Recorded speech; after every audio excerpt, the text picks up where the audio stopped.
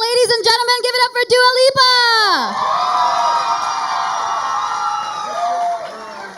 Hello.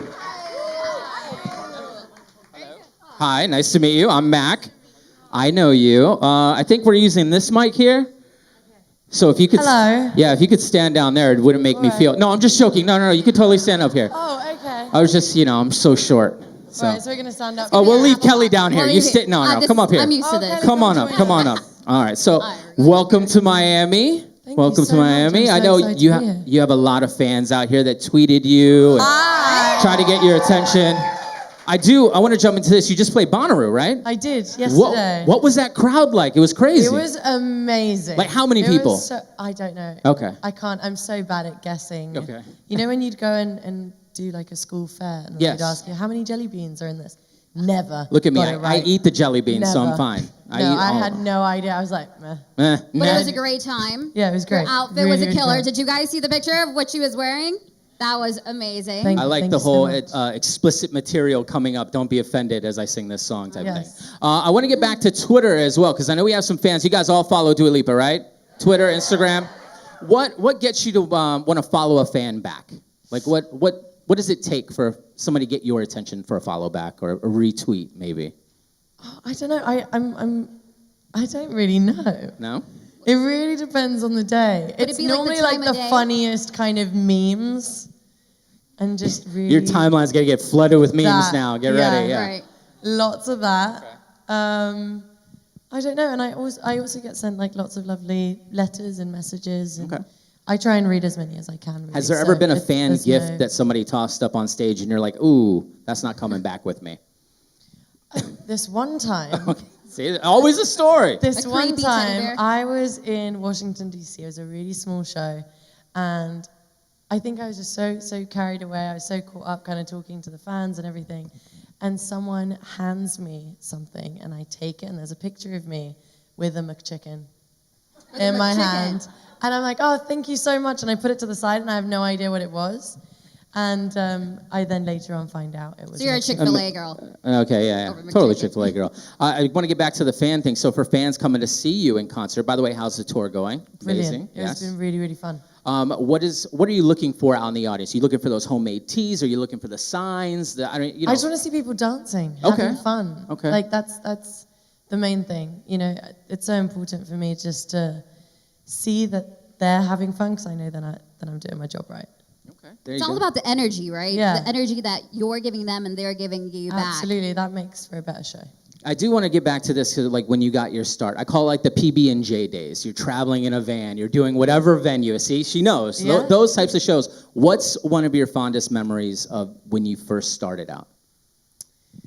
There are a lot of wonderful memories. I think you kind of get that chance to really kind of look back at those when you kind of revisit the same place, or you see like a room getting bigger and you'll go, oh, like, do you remember when we once played? Like, for example, I just, for the first time ever, did an arena tour in the UK, which was absolutely crazy for me. And I played a big arena in Birmingham. And I remember only a year and a half before I'd played this room called the Sunflower Lounge.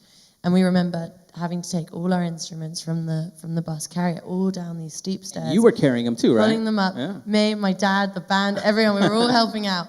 And that felt like such a big show for me. It was like 60 to 100 people maybe. Oh, wow. And so when we went back and did the arena, I was like, I can't believe it. This is so exciting. So yeah, it's those like memories that kind of come back in bits. And it's got to be very surreal for you. I mean, 2017 was just, it exploded. You exploded all across the airwaves, and 2018 is proving to be just as big, if not bigger. What is a moment that have you ever cried on stage just because you're overwhelmed with gratitude and happiness? Oh, babe, so many times. So many times. I don't even, like, sometimes I can't even explain where it comes from, but it's just, just the response has been so amazing, and I'm so grateful, and just it's changed my life, and so I do find myself crying a lot. Jeez, okay. Yeah. Out of happiness, of course. Happy tears. These are happy tears. We have Happy feelings. tears. Mack, you've been in radio for a really long time, and you've seen Thank you for artists pointing that out. since you were a baby, right? He's seen artists just up and coming, and you've met so many of them, and I think it's really different for artists now because, yeah, you know, artists did have a voice around the TRL time and whatnot, but now you really are able, like, the genre doesn't define you. You define the music that you're playing. You get to be yourself. You get to be your own person. Right. Isn't that, how do you feel about that? I think it's amazing the way that, like you said, that the artist is really the face of the sound that they're presenting. And I think, you know, it's, with streaming and everything, a lot has kind of changed. But what's so great about how the music industry is really evolving is because there aren't any specific genres, it's so exciting to see artists that you wouldn't expect collaborate and make new sounds. And whatever was number one this week isn't number one next week. And everything is constantly evolving. And I think that's so magical about what's happening with music, that you can just make whatever you believe in, whatever you're the most proud of. And in the hopes that other people would feel the same. So I think it's a really great time. Speaking of collabs, is there somebody out there that you're like, man, why won't you return my call, my email? Like, let's do something in the studio, you know, like Justin Timberlake, Dua Lipa collabs, something like that. Would that happen? Maybe Pink? Oh my God, I would love that.